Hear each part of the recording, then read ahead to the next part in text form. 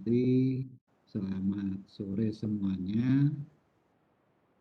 Semoga sore ini kita selalu dalam lindungan Tuhan Yang Maha Kuasa.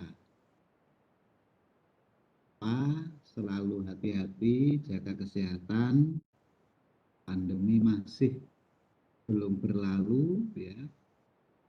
Yang jelas tujuan utama Anda adalah untuk belajar.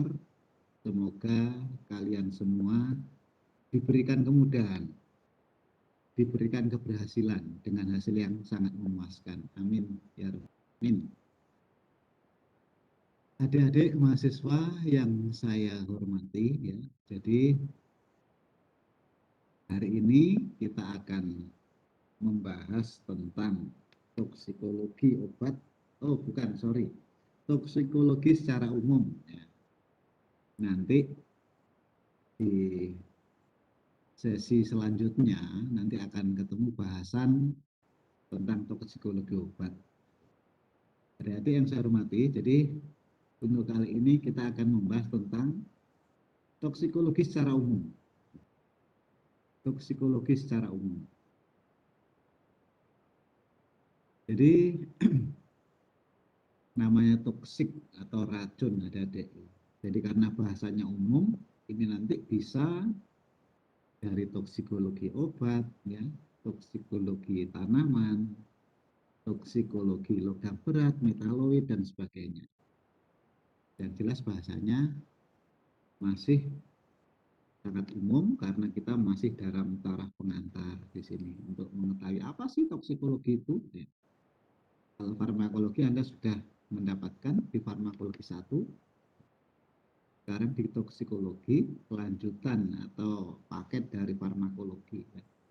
Yang intinya nanti yang jelas yang paling utama, ya, yang paling inti adalah di toksikologi obat.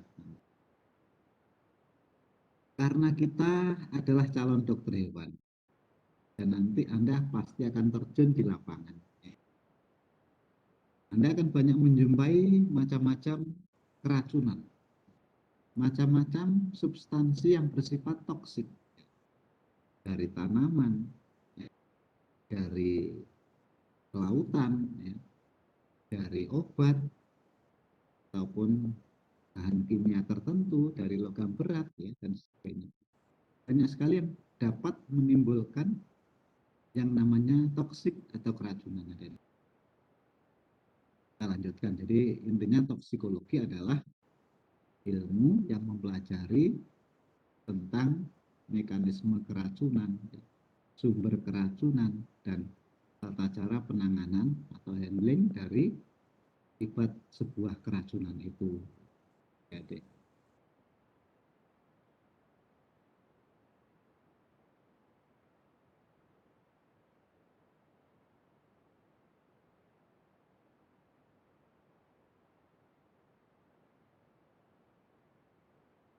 kita lanjutkan adik-adik. Ya. Jadi toksikologi adalah kerja dari senyawa kimia. Kemudian senyawa kimia tersebut bisa berdampak merugikan organisme hidup, ya, baik itu manusia, ya, baik itu ternak, ya, apalagi kita dokter hewan nanti yang paling fokus adalah pada dunia peternakan. Berbeda dengan farmakologi, adik. Kalau farmakologi itu nanti ya memang sebenarnya tidak bisa dipisahkan toksikologi dan farmakologi. Kalau kaitannya adalah dengan toksikologi obat. Ya. Kalau farmakologi itu relatif interaksi, ya, dari interaksinya kimia. Kalau yang tadi adalah kerja senyawa kimia itu bisa dari alam atau sesuatu yang sudah ada di alam, kemudian berdampak merugikan terhadap organisme hidup, itu yang dinamakan toksik atau keracunan. Kalau farmakologi ini lebih pada fokus biasanya adalah bahan sintetik, ya. Bahan sintetik masuk ke dalam organisme, kemudian dia akan membentuk istilahnya senyawa yang istilahnya aktif, istilahnya metabolit yang sangat reaktif, itulah nanti yang bisa berdampak merugikan dari organisme hidup tersebut. Ya. Ini kalau toksikologi itu semua bahan alam. Semua bahan alam, kalau farmakologi kecenderungannya lebih ke bahan sintetik. Ya. Sintetik tanda kutip adalah obat. Ya. Toksin, ya. Racun, merupakan sebuah zat, jadi sudah yang implikasinya adalah bersifat merugikan. Kalau yang menguntungkan itu namanya obat. Kalau yang merugikan itu namanya keracunan. Bisa nama lain adalah efek samping negatif, ya. Itu juga bagian dari kerja sebuah toksin atau senyawa yang atau metabolit yang sangat reaktif. Gitu.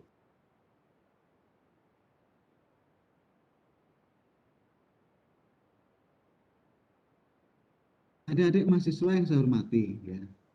Dalam dunia toksikologi juga ada seniornya, juga ada pelopornya yang dianggap sebagai sebuah apa ya landasan.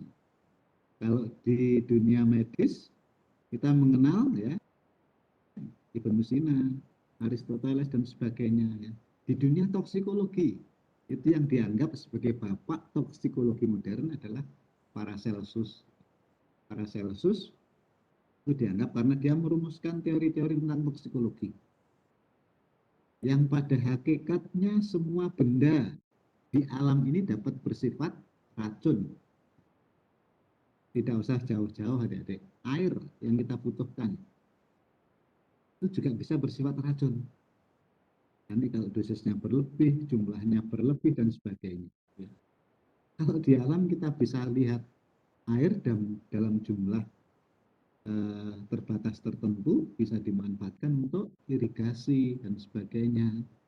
Tetapi ketika jumlahnya berlebih, maka bisa menjadi bencana dan sebagainya. Sama seperti obat, adik-adik. Sama seperti senyawa kimia. Terutama obat, ketika jumlahnya, dosisnya tepat, maka dia bersifat kuratif, menyembuhkan, terapi, dan sebagainya. Ketika dosisnya berlebih, maka yang timbul malah keracunan, overdosis, dan sebagainya. Jadi dengan dasar seperti itu, nanti akan bisa diformulasikan pemberian obat, kenapa harus 3 kali sehari, kenapa harus dosisnya tertentu, ya, kenapa harus kontinu, dan sebagainya. Ya. Itu nanti akan kita pelajari di bidang toksikologi obat. Ketemu dengan Pak Sam nanti di waktu yang akan datang. Paracelsus dianggap sebagai bapak toksikologi modern karena dia merumuskan berbagai mekanisme toksikologi yang intinya semua benda dianggap beracun, dapat menimbulkan keracunan kalau dosisnya tidak dihandling dengan baik, kalau dosisnya tidak digunakan dengan baik. Ya. Makanya kalau digunakan dengan dosis yang tepat, maka dia bukan bersifat racun, tetapi dapat bersifat atau sebagai obat. Ya. Biasanya dosis nanti adik-adik, jadi di farmakologi, lalu kita menggandeng farmakologi, ya, kaitannya dengan dosis, ya, selalu dosis dan dosis. Mungkin kalau di dunia medicine, kedokteran manusia dulu, sekarang sudah tidak. Dulu patokan dosisnya adalah dosis anak-anak, dosis dewasa. Ternyata itu tidak pas, ya, tidak pas. Sekarang sudah berubah. Kita sudah mendahului adik-adik sebagai dokter hewan. Dari dulu kita selalu memberikan obat dalam takaran dosis miligram per kilogram berat badan dan seterusnya. Bisa kita bayangkan adik-adik, kalau dosis anak-anak, dia kalau anaknya itu berat badannya standar. Coba kalau anak-anak masih SD berat badannya bisa mencapai hampir 100 kilo. Ada orang dewasa yang berat badannya 60 kilo. Apakah kita samakan? Apakah kita samakan dosisnya meskipun dia orang tua dengan anak ini tadi yang berat badannya di atas 100 kilo. Jadi yang paling tepat dalam menakar sebuah dosis adalah miligram per kilogram berat badan. Makanya kadang kita ketika meminum obat ya, sehari harus 3 kali ya, dosisnya harus tertentu ya. Tuh, ya. Itu yang dibutuhkan adalah untuk menjaga takaran obat yang ada dalam tubuh kita. Konsentrasi obat yang ada di dalam tubuh kita harus dijaga. Jadi supaya target organ itu akan mendapatkan jumlah yang cukup. Kalau terjadi infeksi bisa dieradikasi, bisa dieliminasi ya, agen atau penyebab infeksi tersebut ya, kalau dosisnya cukup. Kalau tidak cukup, maka yang terjadi tidak akan memberikan dampak. Agen infeksiusnya tidak tereliminasi ya, malah berkembang yang kemudian bisa menyebabkan resistensi obat dan sebagainya. Itu akan bahasan selanjutnya. Faktor toksik. Ya, kenapa sih sebuah senyawa atau obat bisa menyebabkan toksik? Ada beberapa faktor adik-adik. Tadi sudah kita singgung sedikit, dosis. Dosis adalah takaran yang mutlak. Jadi tidak bisa dipermainkan. Tanda kutip, kalau dosisnya misalkan 10 mg per kilogram berat badan per hari, ya, kebesaran kita turunkan aja menjadi 1 mg per kilogram berat badan per hari, maka tidak akan berdampak. Begitu juga, males minum sehari 3 kali, lebih baik saya minum sekali aja, sekali sehari. Padahal obat tersebut seharusnya diminum 3 kali sehari, maka yang terjadi akan penumpukan, langsung klimaks. Konsentrasi maksimum dalam darah akan langsung mencapai melebihi batas ambang. Itulah salah satu penyebab terjadinya keracunan. Di sisi lain, dampak negatif dari dosis adik-adik ketika tidak sesuai takaran, ya, itu akan memunculkan yang namanya resistensi. Atau istilahnya bisa sekarang itu adiksi. Kalau selain obat antibiotik, kalau antibiotik cenderung namanya resistensi. Kalau bukan antibiotik, namanya lebih tepat adalah adiksi.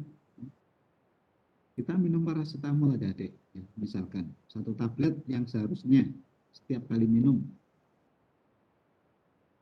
Karena kita ingin efek yang cepat, kita minum 2 tablet, 3 tablet sekaligus.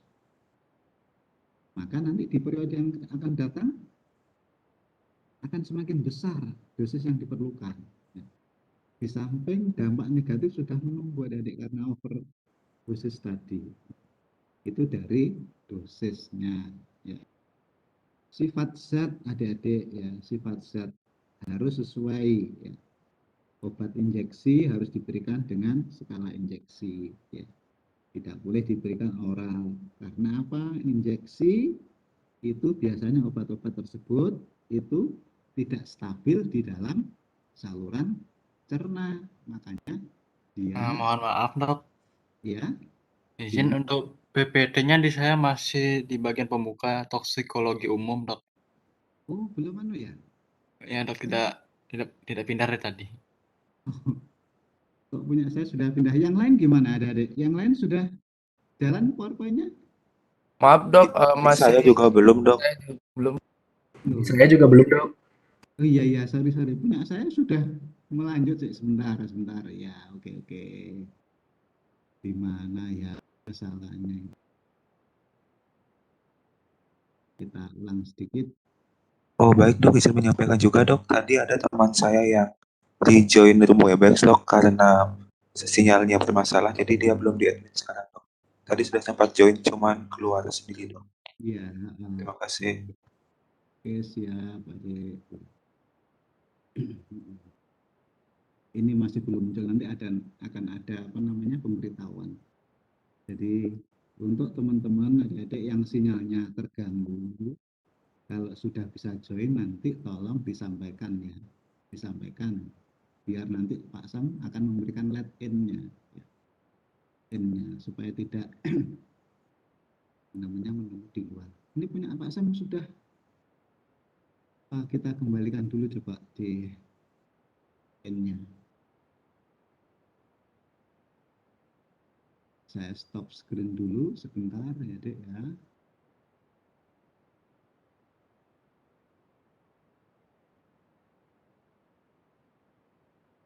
Stop screen dulu sebentar. Sudah melanjut.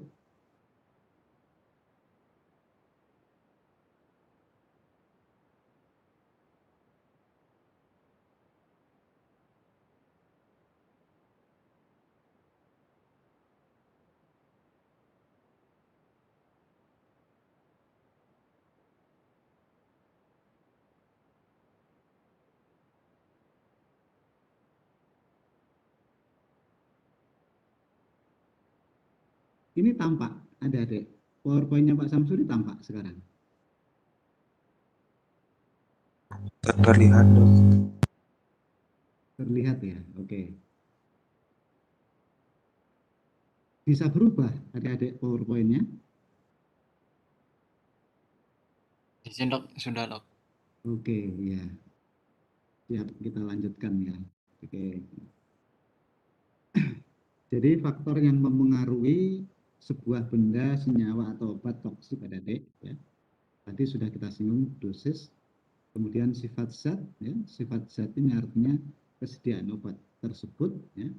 Sifat-sifat zatnya bagaimana, apakah volatile, mudah menguap dan sebagainya ya. Apakah itu persediaan dalam bentuk obat untuk enteral harus diminum ya. Apakah parenteral dan sebagainya. Tidak mungkin obat untuk parenteral injeksi itu akan diberikan secara peroral. Nanti akan rusak di dalam saluran cerna seperti itu. Jadi itu yang beberapa sifat zat yang mempengaruhi sifat toksik dari sebuah obat ya. Lama penggunaan adik-adik. Jadi lama penggunaan. Kenapa seorang dokter itu memberikan resep terutama untuk antibiotik ya dengan rentang waktu 3 sampai 5 hari atau paling lama 1 minggu adik-adik. Jadi itu adalah dalam peristiwa untuk menjaga terutama terjadinya resistensi antibiotik. Adik-adik sekarang dunia sedang menggaungkan One Health. Jadi keseimbangan antara alam, ya, lingkungan dan manusianya supaya betul-betul dalam kondisi prima, supaya kondisi betul-betul dalam kondisi sehat. Beberapa hari yang lalu FAO menyampaikan adik-adik ya, kerjasama dengan FKH kita, Udayana, dalam setiap perkuliahan untuk selalu menyampaikan konsep One Health, untuk selalu menyampaikan bagaimana mengurangi terjadinya resistensi obat, ya adik-adik. Ini juga amanah bagi dosen dan juga bagi kalian adik-adik sebagai mahasiswa. Terutama yang kita bahas di sini sangat melekat sekali. Sangat melekat sekali terkait dengan dosis. Kenapa dosisnya harus tepat? Ya. Tadi kalau antibiotik maka yang muncul bisa terjadi resistensi antibiotik. Kalau bukan antibiotik yang muncul bisa menjadi adiksi obat. Ya. Sekarang lama penggunaan sama seperti itu adik-adik. Bayangkan kalau sebuah mikroba itu terpapar antibiotik dalam waktu yang lama. Maka yang muncul itu kecenderungan adalah resistensi antibiotik. Mikrobanya menjadi kebal, tidak mempan terhadap antibiotik tersebut. Nanti di toksikologi obat kita akan membahas bagaimana proses pertahanan dari mikroba. Jadi mikroba pun yang kita obati itu juga punya pertahanan. Bagaimana dia bisa menolak, mengelak dari obat yang akan membunuh dia. Ya, seperti itu adik-adik. Ya. Jadi makanya tolong karena kita punya amanah dan sangat bermanfaat. Ya. Mungkin ada di lingkungan kita, keluarga kita, tata cara meminum suatu obat, bagaimana dosisnya, bagaimana waktunya, supaya tidak memperparah kejadian resistensi obat. Ini adalah yang digaungkan oleh WHO kemarin. Jadi konsep One Health yang muncul, diantaranya ada resistensi obat, bagaimana peran kita sebagai dokter hewan itu untuk mengurangi kejadian resistensi dari antibiotik. Spesies adik-adik. Selanjutnya ada spesies. Ini mempengaruhi kejadian toksikologi. Contoh yang jelas adik-adik kita sebagai dokter hewan. Jadi selalu membahas dunia kita. Kita sebagai dokter hewan, nanti ketika kita sebagai praktisi, sudah lulus jadi dokter dan sebagainya, ada beberapa obat itu yang kontraindikasi. Ada beberapa obat yang tidak boleh diberikan pada spesies tertentu. Contoh paracetamol misalkan, tidak boleh diberikan pada kucing. Nanti bahasanya kenapa tidak boleh, nanti akan ketemu di selanjutnya. Yang jelas paracetamol itu kontraindikasi pada kucing.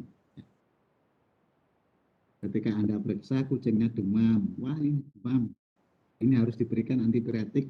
Ya. Di antaranya adalah paracetamol, Anda berikan minum paracetamol kucing tersebut. Ya. Bahaya, yang terjadi malah keracunan. Kucingnya bisa meninggal lebih cepat nanti. Itu terkait spesies adik-adik ya. Selanjutnya terkait dengan berat badan. Ini sama juga seperti dosis tadi adik-adik. Dosis ya. Dosis jelas adalah satuan ukuran miligram per kilogram berat badan. Ya. Itu yang harus kita buat menjadi patokan. Ya.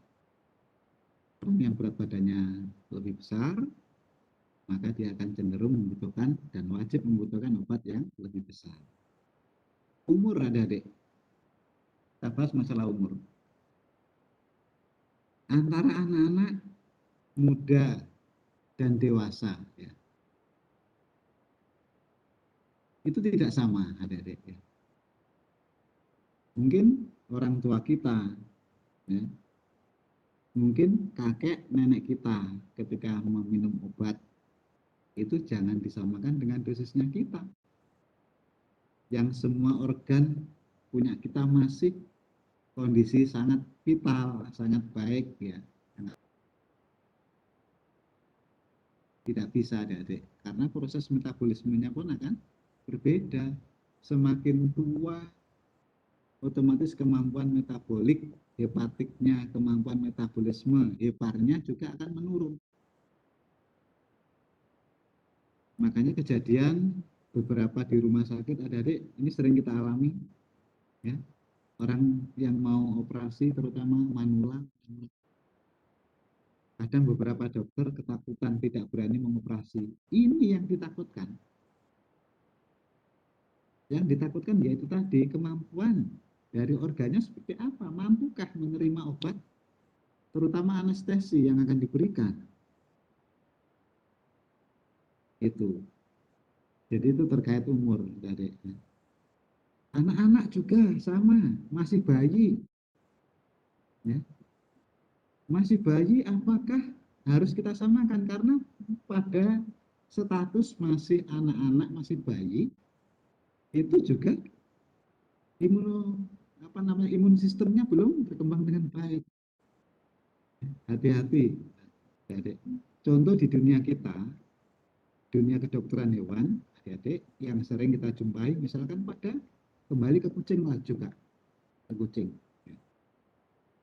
Pada anak-anak kucing di bawah umur 3 bulan, ya, tidak direkomend untuk diberikan ivermectin. Tidak direkomend diberikan ivermectin. Karena masih belum mampu. Ya, belum masih bisa memetabolisme hasil dari metabolit ivermectin tadi. Belum bisa menetralisir. Maka sering terjadi keracunan, ya, kejang, kolaps, ya, bahkan bisa timbul sampai ke kematian. Hati-hati. Ya. Nanti ketemu anak kucing umur 2 bulan kena gatal, skabies, langsung Anda suntik ivermectin. Ya. Siap-siap nanti menerima komplain ya, sama yang punya kucing. Gitu. Kita lanjut, adik-adik. Dari umur sudah, berat badan, spesies, ya. Sekarang jenis kelamin, adik-adik. Antara wanita dan pria. Antara hewan jantan dan hewan betina. Sama, tidak boleh disamakan dalam pemberian mempertimbangkan pemberian suatu obat. Apakah dosisnya sama? Iya, tetapi kemampuan memetabolismenya itu berbeda. Mohon maaf, sekarang yang kita jumpai, sering kita amati adik-adik. Mohon maaf sekali lagi, kejadian kasus kanker, karsinoma. Mohon maaf, pada wanita populasinya jauh lebih banyak. Karena pada wanita hormon estrogennya lebih besar daripada pria. Apa pria punya estrogen? Punya. Tetapi kalau pada pria estrogennya besar, ya, jumlahnya lebih besar dari normal, maka yang muncul akan feminisasi. Ya. Seorang laki-laki tubuhnya kekar, kuat, tapi dia feminin. Itu karena estrogennya tinggi. Jadi di antaranya karena wanita punya estrogen lebih besar. Itu salah satu faktor, bukan satu-satunya, salah satu faktor penyebab terjadinya kanker dan sebagainya. Ya. Atau juga karena gen supresor tumornya pada wanita mungkin lebih sedikit atau lebih lemah dibandingkan pria. Itu adik-adik. Jadi untuk menjadikan toksik banyak variabel yang bisa diamati dari sudut mana yang kesemuanya ini berkontribusi menyebabkan terjadinya keracunan. Itu.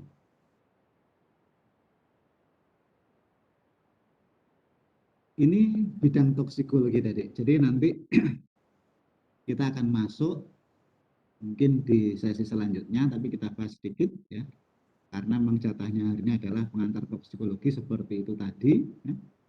Jadi semua benda yang ada di alam ini pada hakikatnya berpotensi untuk menyebabkan kejadian toksik. Ya.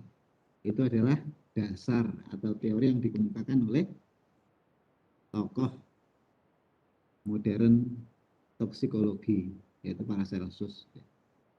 Kalau tidak bisa diukur pemberiannya, kalau dosisnya tidak tepat, ya, lama pemberian tidak tepat, ya, dan sebagainya itu tadi. Ya.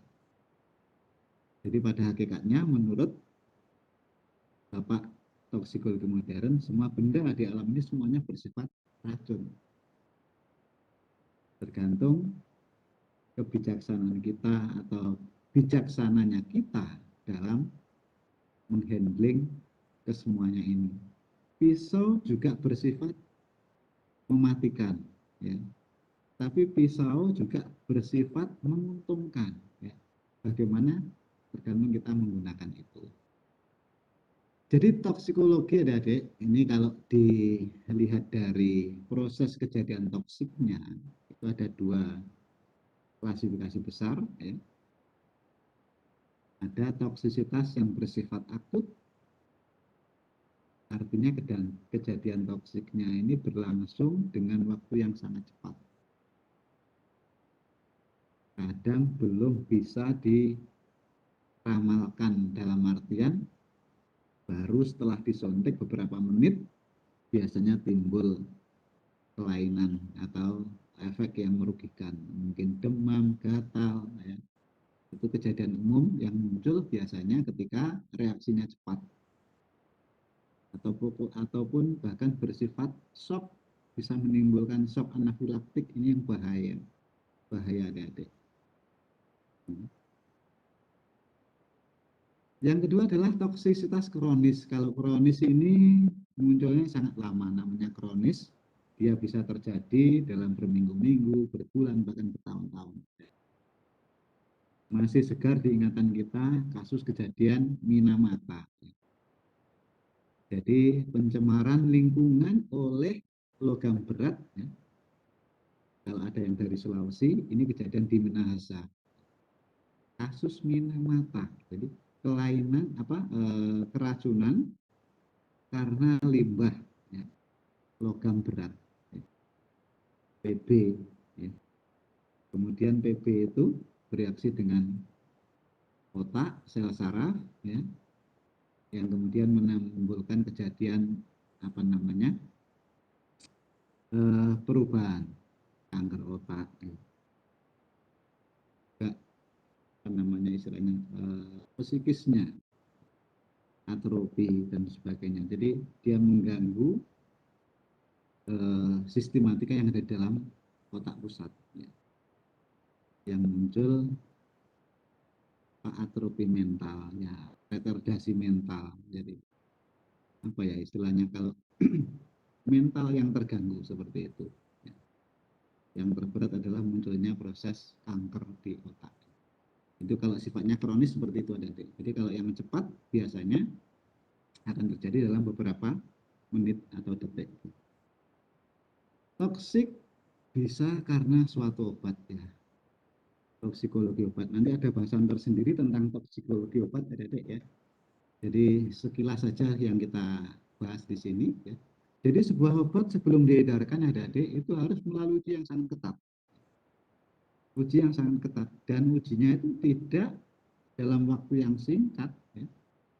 Butuh waktu yang agak lama. Kita di farmakologi FK Unut pernah menerima permintaan untuk pengujian suatu obat. Pengujian suatu obat, apakah obat ini aman diedarkan atau tidak.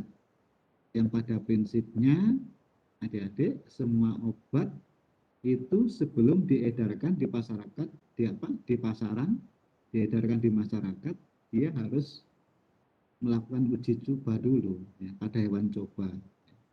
Kemudian setelah lolos baru akan mendapatkan sertifikat dari BP POM untuk layak edar.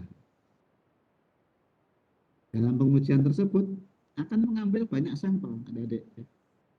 Jadi ketika salah satu obat diujikan pada hewan coba dengan dasar tanda kutip dengan dalil kalau obat tersebut aman pada hewan coba, maka premisnya adalah aman buat manusia. Makanya kebijakan atau kewajiban kita ketika melakukan uji coba keamanan suatu obat, kita ambil secara komprehensif, secara menyeluruh, mulai dari otak, ginjal, jantung, hepar, ya. Semuanya kita ambil, darahnya kita amati. Apakah ada dampak di salah satu sistem organ kita? Ketika sudah komplit, adik-adik baru kemudian dilanjutkan lagi. Jadi hewan coba sudah diuji, oh ternyata aman. Kemudian akan dilanjutkan itu pada daerah yang terbatas. Tanda kutip, biasanya bisa di rumah sakit dan sebagainya. Yang sebelumnya, sebelum diuji cobakan di rumah sakit, habis dari uji coba pada hewan coba seperti mencit, ya, kelinci ataupun monyet, ya, itu biasanya dilakukan pada sukarelawan, adik-adik. Ada uji coba pada sukarelawan. Sukarelawan ini manusia. Yang jelas sukarelawan ini sebenarnya tanda kutip nggak mungkin ada orang yang bersedia untuk dijadikan uji coba untuk sebuah obat, ya. Tidak mungkin ada. Makanya yang digunakan di sini biasanya adalah mereka para terpidana mati, ya, kasus tertentu sebelum dieksekusi. Makanya digunakan untuk melihat dampak dari suatu obat yang akan diedarkan, seperti itu. Terus selanjutnya adalah pada tataran rumah sakit, supaya dokter bisa mengawasi, ya, apakah ada dampak yang timbul akibat pemberian obat tersebut, ya. Kalau efek yang muncul itu lebih banyak, dampak negatif yang muncul dari uji coba suatu obat lebih banyak. Yang jelas itu tidak akan diizinkan untuk beredar. karena sifatnya sangat merugikan. Itu prinsip dari sebuah obat ketika sebelum diedarkan, adik-adik. Jadi untuk hari ini mungkin itu dulu, adik-adik ya. Mohon maaf Pak Sam, karena dari pagi tadi sudah ngomong, sudah kuliah, menguji, dan sekarang kuliah lagi. Kira-kira ada yang dipertanyakan? Silakan sebelum minggu depan kita melanjut ke ragam toksikologi. Silakan adik-adik. Apa terlalu cepat Pak Sam dalam menyampaikan? Silakan.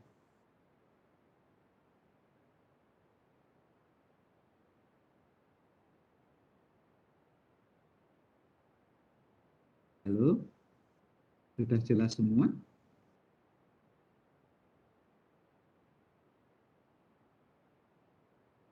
Halo? Apakah hanya HP-nya aja yang hidup? Izin dok, kalau dari saya sudah jelas dok. Oke, terima kasih Pak Pande. Terima kasih. Cukup jelas dok. Oke, siap. Oke, jadi nanti kalau ada masalah, ada pertanyaan, bisa kita bahas di minggu depan ya, adik-adik. Jadi untuk hari ini mohon maaf sampai di sini dulu, karena mulai pagi Pak